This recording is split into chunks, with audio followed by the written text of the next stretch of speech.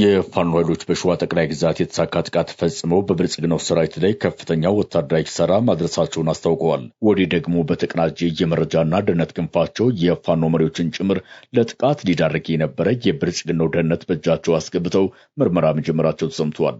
ይህ የሆነው በየት ነው የሚለውንና በፋኖ ኃይሎች ተጋድሎ የደረሰውን ዝርዝር ወታደራዊ ኪሳራ በቀዳሚነት ይዘናል። የብልጽግናው የጦር ወንጀል በአማራ ሕዝብ ላይ ተጠናክሮ በቀጠለበት ሁለት ታዳጊ ህጻናት ጾታዊ ጥቃት ተፈጽሞባቸው ለከፋ ጉዳት መዳረጋቸው ተሰምቷል። የአገዛዝ ሰራዊት ይህን ዓለም አቀፍ የጦር ወንጀል የፈጸመው በየት ነው በዝርዝር ይዘናል። የኢትዮጵያ ፖለቲካ ሸክም በመሪዎቻችን ትከሻ ላይ መሆኑን እንረዳለን ያለው በጎንደር ቀጠና የሚንቀሳቀሰው ግዙፉ ኮር የአንድነት ጉባኤን አስመልክቶ የደስታ መግለጫ ወጥቷል። እናስደምጣችኋለን። አገር ሰሪ እንጂ ባንዳ አይደለንም።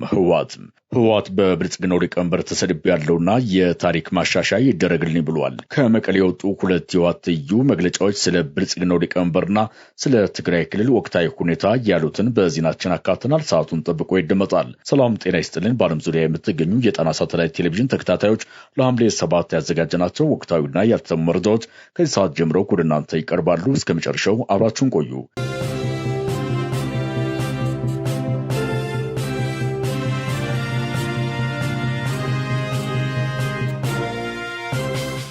የፋኖ ኃይሎች በሸዋ ጠቅላይ ግዛት ባደረጉት ተጋድሎ ከፍተኛ ወታደራዊ ድል መቀዳጀታቸውን ሲገልጹ የአገዛዝ ተላላኪ የሆነ ግለሰብን በቁጥጥር ስር ማዋላቸውንም አስታውቀዋል። የአማራ ፋኖ ሸዋ ጠቅላይ ግዛት አሳምነው ዕዝ የሚዲያና ኮሚኒኬሽን ክፍል አመሻሹን ባወጣው መረጃ በተጉለትና ቡልጋ አውራጃ አንኮበር ክላስተር የእቴጌ ጣይቱ ክፍለ ጦር በአገዛዝ ሰራዊት ላይ በወሰደችው ድንገተኛ እርምጃ ከፍተኛ ድል ስትቀዳጅ፣ በዙ የደጃዝማች ተሰማ ክፍለ ጦር ደግሞ ባንዳን በቁጥጥሯ ስር አውራለች ብሏል።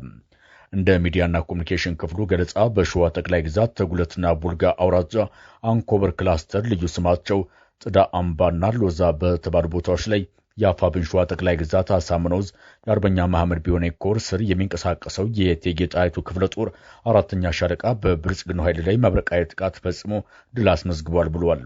በአገዛዙ ሰራዊት ላይ የተወሰደው እርምጃ ትናንት አመሻሽ ጀምሮ ሌሊቱን ሙሉ ከበባ ውስጥ በማስገባት ጠዋት 12 ሰዓት ላይ ውጊያው ተጀምሯል ያለው የሚዲያ ክፍሉ እስከ ረፋድ ድረስ በቀጠለው አውደ ውጊያ በርካታ የአገዛዙ ሰራዊት ሙትና ቁስለኛ ሆኗል።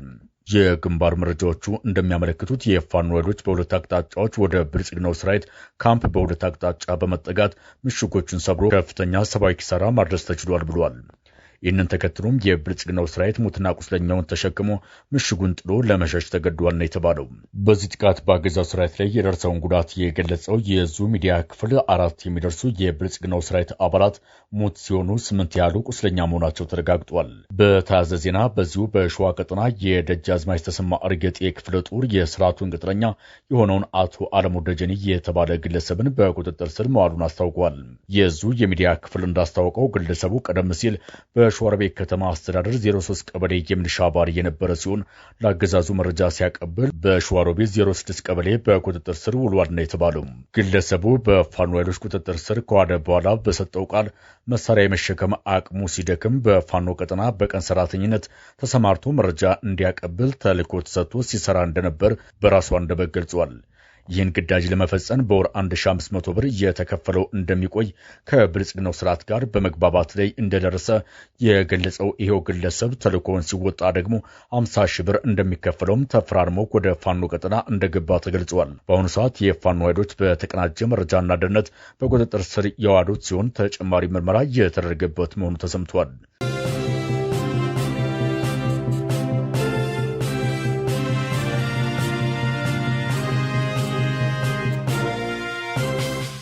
የኢትዮጵያ ፖለቲካ ሸክም በመሪዎቻችን ትከሻ ላይ መሆኑን እናውቃለን። ፋኖ የኢትዮጵያ የፖለቲካ ሸክም ዛሬም በጎንደር ትግል መሪዎች ትከሻ ላይ መሆኑን እናውቃለን። ይህን ታሪክ ኃላፊነት ነገም ይቀጥላል ሲል የጎንደር ጠቅላይ ግዛት በላይ ዘለቀ 305ኛ ጎቤ መልኬ ኮር በጉባኤ ድርቋጼ የተሰማውን ደስታ ገልጿል። ኮሩ ዛሬ ባወጣው መግለጫ ማን ያውራ የነበረ ማን ያርዳ የቀበረ በሚል ያበውቢል ሐሳቡን ይጀምርና በትግሉ ሂደት ለትግሉ ሲሉ ውድ ሕይወታቸውን አሳልፈው ለሰጡ አርበኞች ሰማይ ደስታን በትግሉ ሂደት ለትግሉ ብዙ ዋጋ እየከፈላችሁ ከዚህ ደረጃ ላደረሳችሁን ታላላቅ አርበኞች ታሪካዊ ክብርን ለመላው የአማራ ሕዝብ አሸናፊነትን እንመኛለን ሲል ይቀጥላል።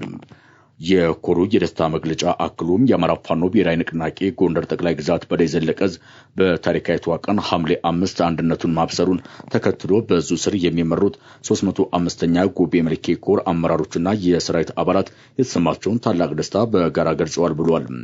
አንድነትን አጥብቀን በጉጉት ስንጠብቀው ነበር ያለው ኮሩ በአንድነት መስረተው መሪዎቻችን በመግባባት እንደሚቋጩት ሙሉ እምነቱ ነበረን ሲል ያክላል። የአንድነት መስረተው የዘገየው ሲሮጡ የታጠቁት ሲሮጡ ይፈታል እንዳይሆን ነበር። አሁን ግን በተግባር ታሪክ ራሱን ይደግማል እና በታሪካዊቷ ቀን ታላቅ ታሪክ ያለው የአማራ ሕዝብ ሊኮራበት የሚገባ አንድነት ተመስርቷል ነው ያለው። ይህንን ተከትሎ ሰራዊታችን ከነበረው የትግል ስሜታችን የበለጠ ተጋድሎ ልናደርግና መሪዎቻችን እንዳይናችን ብሌን ልናይ እንዲሁም ልንጠብቅ ቃል እንገባለን በማለት ገልጸዋል።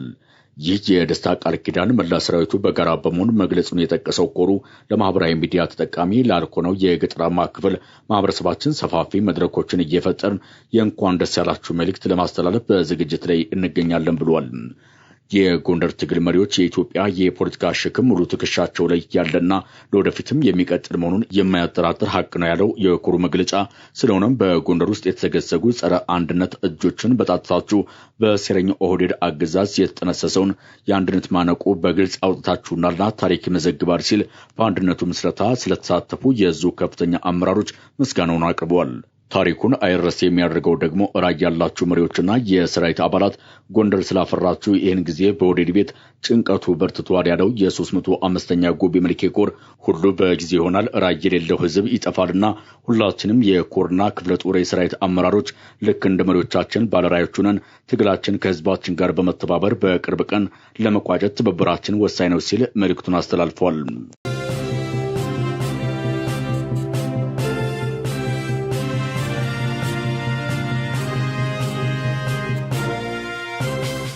የብልጽግናው ሰራዊት በታዳጊ ህጻናት ላይ ጾታዊ ጥቃት እያደረሰ መሆኑ ተገለጸ።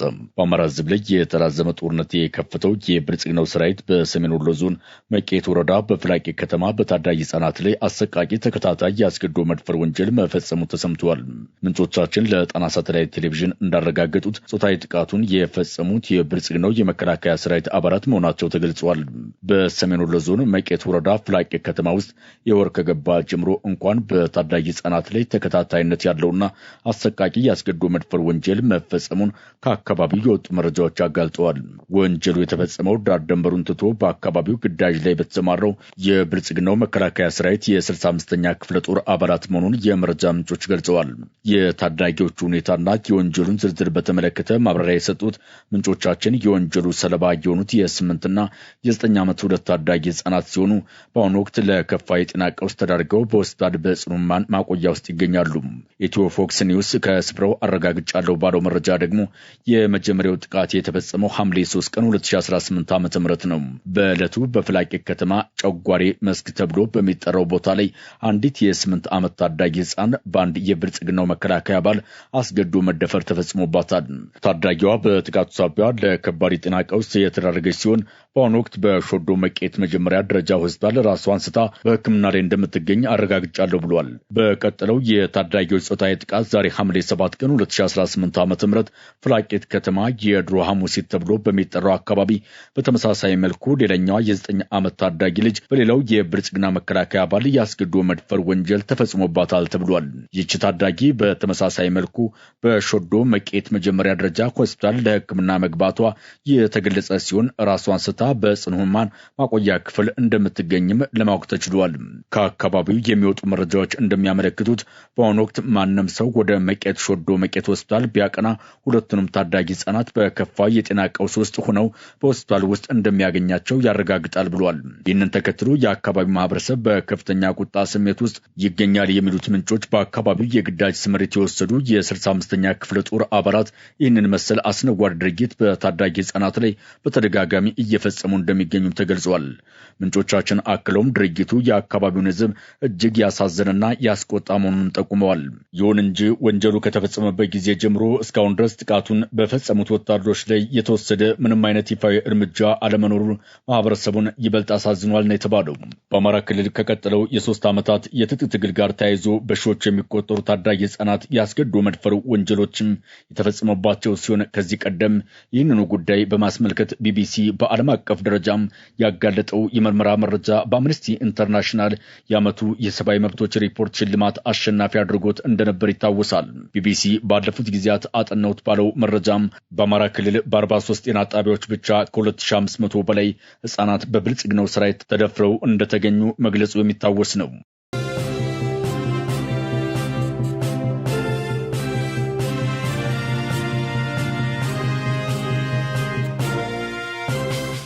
የብልጽግናው ሊቀመንበር የታሪክ ክፍተቶቹን ለፖለቲካዊ ትርፍ እየተጠቀሙ ነው ሲል በህገወጡ በነ ዶክተር ደብረጽዮን ገብረ ሚካኤል የተዋቀረው የትግራይ ክልል ባህልና ቱሪዝም ቢሮ ከሰሰ። ቢሮው ዛሬ ከቀትር በታች ባወጣው መግለጫ ከዓመታት በፊት አምባገነን በሚል ይጠራው የነበረውን የብልጽግናው ሊቀመንበር በደብረ ማርቆስ አየር ማረፊያ ሊያስመርቁ በተገኙበት ወቅት አፄ ዮሐንስን በጎጃም ህዝብ ላይ ያደረሰበትን ግፍ መቼም እንደማይረሳው መናገራቸውን፣ በታሪክ ውስጥ የተፈጸሙ ጉድለቶችን እየመዘዙ በመጠቀም ለፖለቲካዊ ትርፍ እየተጠቀሙበት በመሆኑ ከአንድ ሀገር መሪ የማይጠበቅና በህዝቦች መካከል ልዩነትን ለመፍጠር የሚደረጉ ጥረቶች መቆም አለባቸው ሲል አሳስበዋል። ቢሮ ባወጣው መግለጫ አብይ አህመድ በተለያዩ ጊዜያት ያደረጓቸው ንግግሮች በመጥቀስ በህዝብ ዘንድ መከፋፈልን የሚፈጥሩ ናቸው ያለ ሲሆን ይህንንም የሀገሪቱ መሪ የታሪክ ጉድለቶችን ለስልጣን ማቆየትና ለፖለቲካዊ ትርፍ እየተጠቀሙበት ነው ሲል ወቀሳውን ሰንዝሯል። ቢሮ ባወጣው ይፋዊ መግለጫ የብልጽግናው ሊቀመንበር ሐምሌ 5 ቀን የደብረ ማርቆስ አውሮፕላን ማረፊያ ምርቃትን አስመልክተው ባደረጉት ንግግር እንዲሁም ቀደም ሲል በ2013 ዓ.ም ከደሴ ማህበረሰብ ጋር በነበራቸው ውይይት በአፄ ዮሐንስ አራተኛ የንግስና ዘመን በጎጃምና በወሎ ህዝቦች ላይ የደረሱ ታሪካዊ ክስተቶችን ያነሱበት መንገድ በህዝቦች መካከል ልዩነትን ለመፍጠር ያለመ ነው ብሎታል። የህዋቱ ቢሮ አክሎም የአይነቱ የታሪክ አተረጓጎም የአገር አንድነትን ከማምጣት ይልቅ ክፍፍልን የሚፈጥርና ከአንድ የመንግስት መሪ የማይጠበቅ ኃላፊነት የጎደለው ተግባር ነው ሲል ለብልጽግናው ሊቀመንበር የመሪነት እውቅና ከሰጠ በኋላ ድርጅቱን ኮንኗል።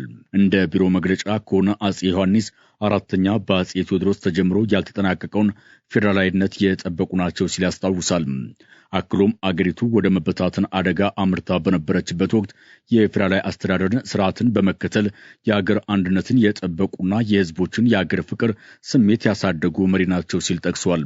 ባህልና ቱሪዝም ቢሮ ለዚህ ማረጋገጫ ነበር ያለውን ንጉሠ ነገሥቱ አማርኛን የቤተ መንግስት የስራ ቋንቋ እንዲሆን የበኩላቸውን አስተዋጽኦ እንዳበረከቱ ገልጾ ከውጭ ወራሪዎች ጋር በተደረጉ ፍልሚያዎች የኢትዮጵያን ሉዓላዊነት ለማስጠበቅ ሲሉ ህይወታቸውን እስከ መስጠት የደረሰ ተጋድሎ ማድረጋቸውን በታሪካዊ መስረጃነት የተረጋገጠ ቢሆንም በአብይ አህመድ ታሪኩ ተዛብቶብኛል ብሏል። ወደ ኋላ በመመለስ የአድዋን ጦርነትና በወቅቱ ትግራይ ክልል ላይ ስለደረሰው የኢኮኖሚ ጉዳት በማንሳት አፄ ዮሐንስም እንደ ሌሎቹ ነገስታት ሁሉ በዘውዳቸው በሀገራቸው አንድነትና ሉዓላዊነት ላይ በመጡ አካላት ላይ እርምጃ እንደሚወስዱ አንስተዋል። እንዲህ አይነቱ አካሄድ በተለይም በአማራና በትግራይ ህዝቦች መካከል ያለውን የዘመናት ባህላዊ፣ ማህበራዊ፣ ስነልቦናዊና ጂኦግራፊያዊ ትስስር በመበጠስ በስልጣን ላይ ለመቆየት የሚደረግ ፖለቲካዊ አካሄድ መሆኑን ገልጾ ድርጅቱ በአስቸኳይ ሊቆም እንደሚገባ ሲገልጽ የቢሮ ባለስልጣናትና መሪ ድርጅቱ ህወሓት የአማራን ህዝብ ቋሚ ጥላት ነው ብለው የፈረጁበትን ማኒፌስቶ ግን ከማንሳት ተቆጥቧል። የሆነ ሆኖ ቢሮ ባወጣው መግለጫ ሐሳቡን ሲያጠቃልል በአማራና በትግራይ ህዝቦች መካከል ያለውን ታሪካዊ ትስስር በሚከፋፍሉ ንግግሮች የሚላላ እንዳልሆነ ጠቁሞ የሁለቱ ክልል ህዝቦች ለሰላም ለዲሞክራሲና ለልማት የሚያደርጉትን የጋራ ትግል አጠናክረው እንደሚቀጥሉ እምነት አለኝ ብሏል። ይሁን እንጂ ምንም እንኳን የብልጽግናው ሊቀመንበር ንግግር የራሱ የሆነ የፖለቲካ ዓላማ ቢኖረውም ህወሓት በአማራ ህዝብ ላይ ያለውን የጠራ የጥላትነት አቋም እየታወቀ ይህን መልእክት ማስተላለፉ ወልቃይትና ራያን በኃይል ለመውረር እየተዘጋጀ ነው፣ ለዚህ ደግሞ የአማራ ኃይሎች ይተባበሩኛል የሚል ስላቅ የተሞላበት መልእክቱን ያስታውሳል። ቢሮ በመቀሌ ይህን መግለጫ በሰጠበት በተመሳሳይ ሰዓት ወቅታዊ መግለጫ ያወጣው ሳልሳይ ወያኔ አርነት ትግራይ የተባለው ፓርቲ ህወሓት የያዘውን አሮጌ የፖለቲካ አካሄድ ካላስተካከለ ክልሉና ህዝቡ ለከፋ አደጋ ይጋለጣል ብሏል። ፓርቲው በሰጠው መግለጫ የህወሓት ታጣቂዎችና አመራሮች ለራሳቸው ስልጣንና ጥቅም በሚያራምዱት ፖለቲካ ትግራይ ከውስጥም ከውጭም እየተጠቃሽ ነው ብሏል። ክልሉ በራስ የመወሰን አቅሙን አጥቷል ያለው የፓርቲው መግለጫ ትግራይ በውስጥና የውጭ ኃይሎች ስር ወድቃለች በማለት ጠቅሷል። ህወሓት በህዝቡ ዘንድ ተቀባይነት አጥቷል፣ የጦር ወንጀልም እየፈጸመ ነው ያለው ሳልሳይ ወያኔ አርነት ትግራይ ፓርቲ የደብረጽዮን ቡድን ያወጣው አፋኝ ረቂቅ ህግ ከፍተኛ ተቃውሞ እንደገጠመውም አስታውሶ ፓርቲውም ይህን ረቂቅ በጽኑ ያወግዛል ብሏል። የፓርቲው መግለጫ አክሎም የህዝብን ፍላጎትና አመጽ መረዳት ያቃታቸው የህወሓት ቁሞ ቀር አመራሮች ሰላምና ውይይትን አማራጭ ከማድረግ ይልቅ ጥያቄ የሚያነሱትን ሁሉ የአመጽና ሁከት ፍላጎት ያላቸው በሚል ስም የኃይል እርምጃ እየወሰደ ነው ሲል ወንጅሏል። የደብረጽዮን ቡድን የሚወስደው የኃይል እርምጃ ትግራይን የበለጠ ለአደጋ የሚያጋልጥ መሆኑን የገለጸው ሳልሳይ ወያኔ አርነት ትግራይ ፓርቲ የህወሓት የውስጥ ቀውስ ወደ ከፋ ደረጃ የሚሻገርና በመጨረሻው ህዝቡን ለጥፋት የሚዳርግ ነው ሲል አስጠንቅቋል።